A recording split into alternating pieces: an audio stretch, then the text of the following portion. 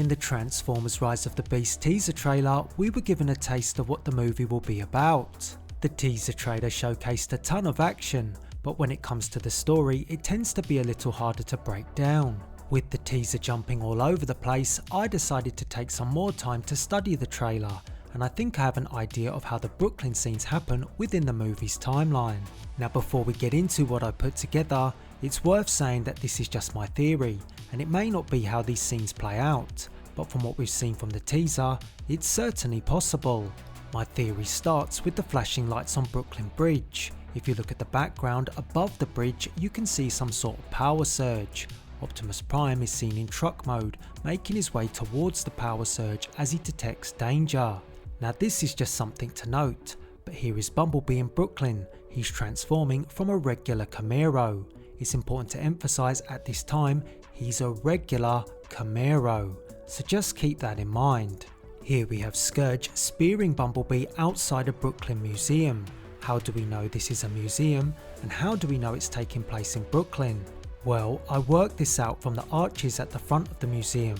The museum has 5 arches, and a quick Google search of the Brooklyn Museum shows us it's the very same one. In addition to the museum, if you look at the background just above the broken wheel, you can still see the Brooklyn Bridge.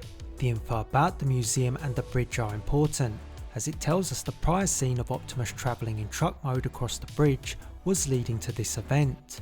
Optimus Prime is first seen grounded, so it appears he may have arrived first, which leads to an encounter with Scouge.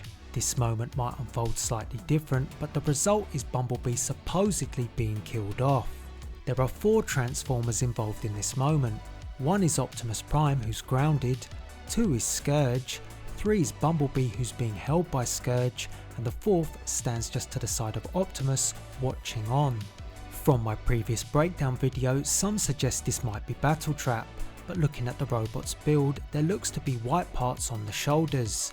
If my observation is right, then this is not Battletrap, and this could be a brand new Transformer altogether. For the moment, I'm not going to put a name on this Transformer, but be sure to leave me your thoughts on who this Transformer is in the comments below. I believe all the events we've mentioned so far happen early in the movie. This film has been noted as a globe-trotting adventure. I think it's safe to say this adventure starts in 90s Brooklyn, New York and ends somewhere in Peru. Bumblebee's death scene, in my opinion, is a bit of a smokescreen. We don't know if B actually dies, but it's been well speculated that he does. So let's take this scene and say that he does die, and this happens in Brooklyn in the early part of the movie. Remember I said to note B was a regular Camaro in Brooklyn. When he's speared by Scouge, he still is. Now let's look at this scene. Here is Bumblebee, but not as the regular Camaro. B now has off-road parts whilst travelling alongside Cheetor somewhere in Peru.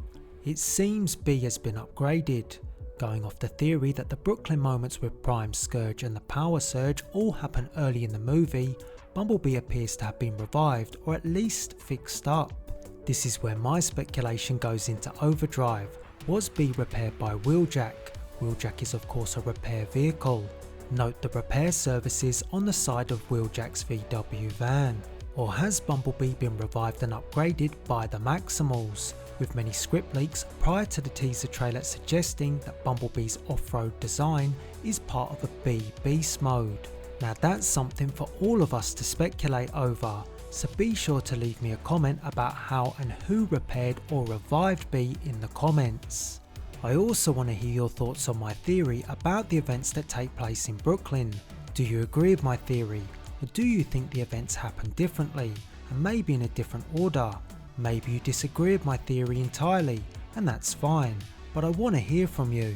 So make sure to leave me a comment.